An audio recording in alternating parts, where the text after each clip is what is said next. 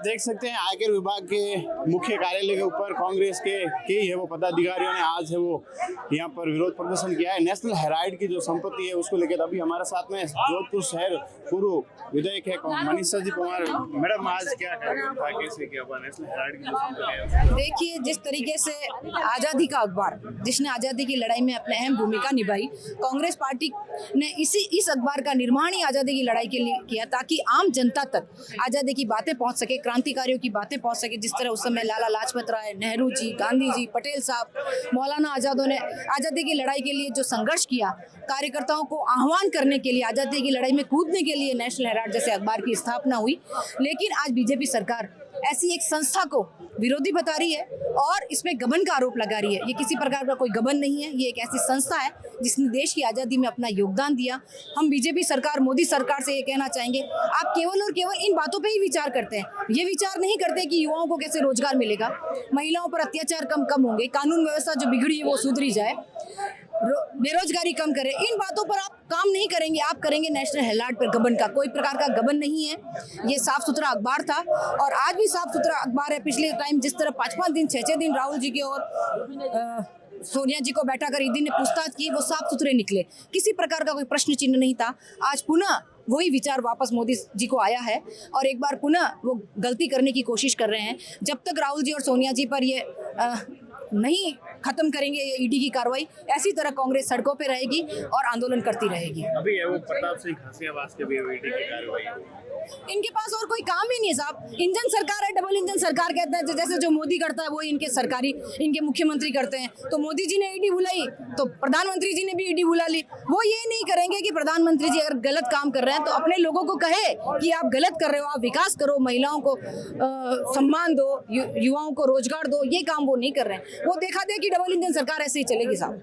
आज काफी संख्या में है कांग्रेस के कार्यकर्ता, क्या देखिए, हम आज जिस तरीके से हमने दफ्तर के सामने एक प्रदर्शन किया है, उनको चेताया है कि अगर आप नहीं माने तो इससे भी ज्यादा संख्या में, हजारों की करोड़ों की संख्या में कांग्रेस कार्यकर्ता सड़कों पे उतरेंगे, आंदोलन करेंगे और जब तक सोनिया जी और राहुल जी पर ये इल्जाम खत्म नहीं करेंगे, हम इसी तरह सड़कों पे रहेंगे। सलीम खान हमारे साथ में है। आज आयकर विभाग पर इनके जो कांग्रेस का प्रदर्शन है, सर क्या कहेंगे, किस प्रकार का प्रदर्शन था? देखिए, ये जो हमला है नेशनल हेराल्ड पर, ये सिर्फ एक अखबार पे हमला नहीं है, एक मीडिया हाउस पे हमला नहीं है, ये हमला है एक सोच पर।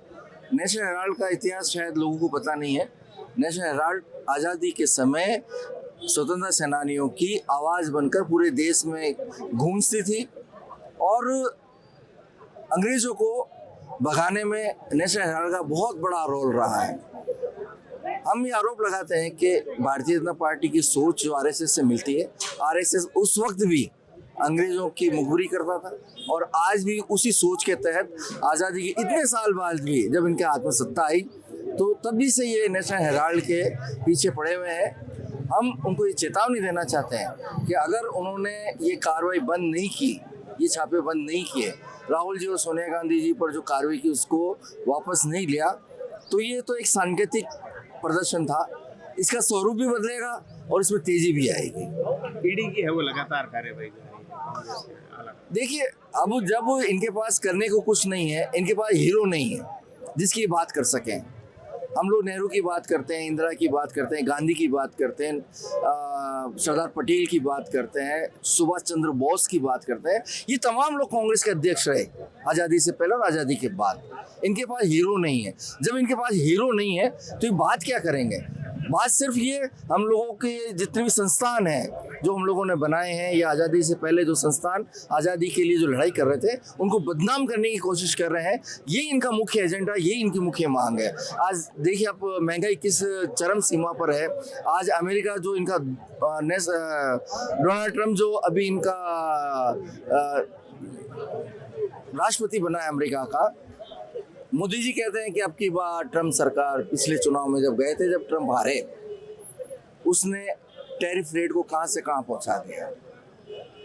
हिंदुस्तान की जनता पर बोझ बढ़ रहा है, महंगाई बढ़ रही है, अशिक्षा बढ़ रही है और बेरोजगारी बढ़ रही है। इन सारी बातों की तरफ से जनता का ध्यान डाइवर्ट करने के लिए नए नए हथकंडे अपनाते हैं, नई नई चीज़ें लेकर आते हैं और इनका सबसे बड़ा हथियार है ईडी, सीबीआई, चुनाव आयोग, इनके सबके दुरुपयोग जो कांग्रेस के सरकारों में इतने बड़े संस्थान हम लोगों ने बनाए, देश की तरक्की के लिए बनाए, उसका ये आज कांग्रेस के खिलाफ ही और देश की जनता के खिलाफ उसका उपयोग दुरुपयोग कर रहे हैं। अच्छा, प्रदेश में पूर्व मंत्री रहे प्रताप सिंह खाचरियावास, उनके वहाँ पर भी ईडी की कार्रवाई कैसे देखते हैं? पूर्व में भी हमारे कई नेताओं के ऊपर छापे हुए हैं और एक जिस तरीके से बेदाग कपड़ा निकलता है वॉशिंग मशीन से, उस तरीके से हमारे नेता वापस बेदाग निकलते हैं।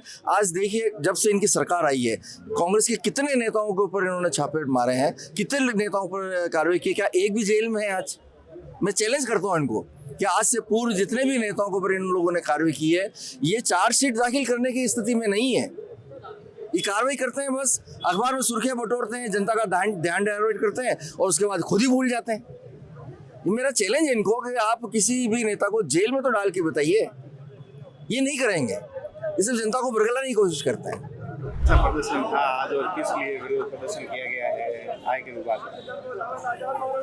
केंद्र में बैठी सरकार जिस तरह लोकतंत्र की हत्या करती जा रही है और कांग्रेस पार्टी के साथ जो सौतेलापूर्ण व्यवहार करती जा रही है, एक तरफ तो इनके प्रतिनिधि करोड़ों रुपए लेके भाग जाते हैं, उनकी संपत्तियों को कुर्क करने की इनकी फुर्सत नहीं है, और एक आज़ादी से पहले जो कांग्रेस की संपत्तियां थी उनके ऊपर इनकी अब नज़र आने लगी है।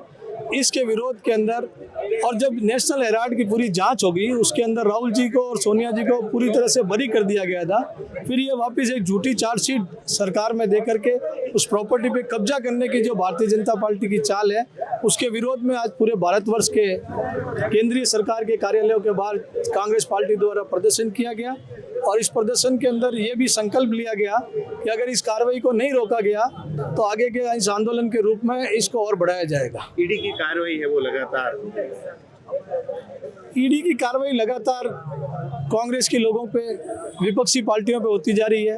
आज तक आप देखो, पिछले 12 साल में ईडी ने कभी किसी बीजेपी की कार्रवाई की? और जो लोग इनके शरण में चले गए, जो लोग इनकी वॉशिंग मशीन में धुल गए, उनके खिलाफ किसी तरह की ईडी की कार्रवाई नहीं है। तो आप भली बात ही जान सकते हैं कि इनका चाल और चरित्र कैसा है।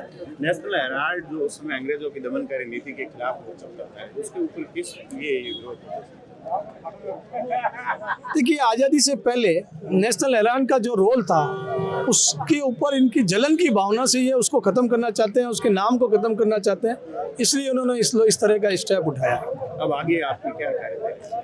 आगे जैसा भी हमारा शीर्ष नेतृत्व कहेगा उसके हिसाब से कार्रवाई की जाएगी, और अगर इस कार्रवाई को नहीं रोका गया तो पूरे भारतवर्ष के अंदर आंदोलन किए जाएंगे।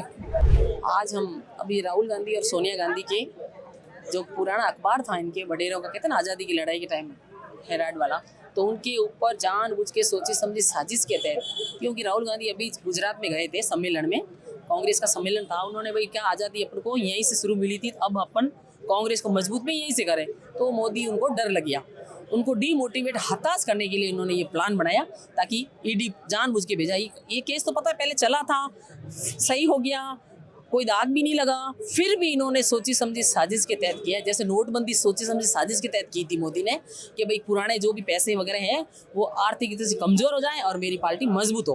तो ये ईडी एक सोची समझी साजिश के तहत इन्होंने जो प्लान करके, ये सोनिया गांधी को, बीमार है सोनिया गांधी, या कैंसर की मरीज है, फिर भी उसको तंग करते हैं, इनको शर्म नहीं आती। मोदी विपक्ष की हमेशा ध्यान रखना चाहिए था। अटल बिहारी जी कहते थे ना कि जब मैं विपक्ष में था तो हमारे राजीव गांधी ने मेरे गोडे घुटने का ऑपरेशन कराया था अपने खर्चे पे।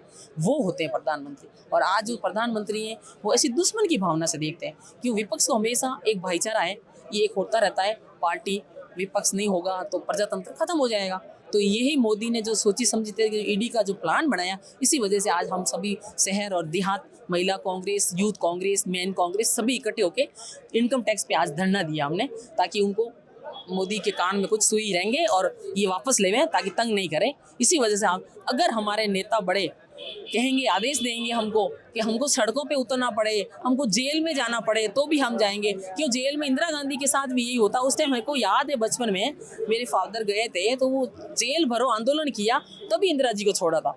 तो ये जब जनता जनार्दन है, अगर रोडों पे उतरती है तो ये मोदी जी डरेंगे नहीं, वरना दादागिरी कर रहे हैं। अमित शाह और मोदी दो ही ऐसे नेता हैं जो पूरी ये भाजपा को चला रहे हैं। दूसरे नेताओं की ना तो चलती है, दूसरे नेता की पर्ची सरकार राजस्थान में मर्जी से दे दिया, और ये आने वाली इस बार क्या है, जनता ने तेवर दिया है, मारवाड़ी शब्द ऐसा कि इस बार कांग्रेस को हम लाएंगे। तो ये मोदी जी डर गए और ये हेराल्ड वाला अखबार का ये बहाना बना के ध्यान डिवाइड करते हैं लोगों का, ताकि लोग उसमें वापस उनका चला जाए और कार्य में, इसमें, युवाओं में, रोजगार में इनका दुनिया का डिवाइड हटाने के लिए ये मोदी ने चाल चली।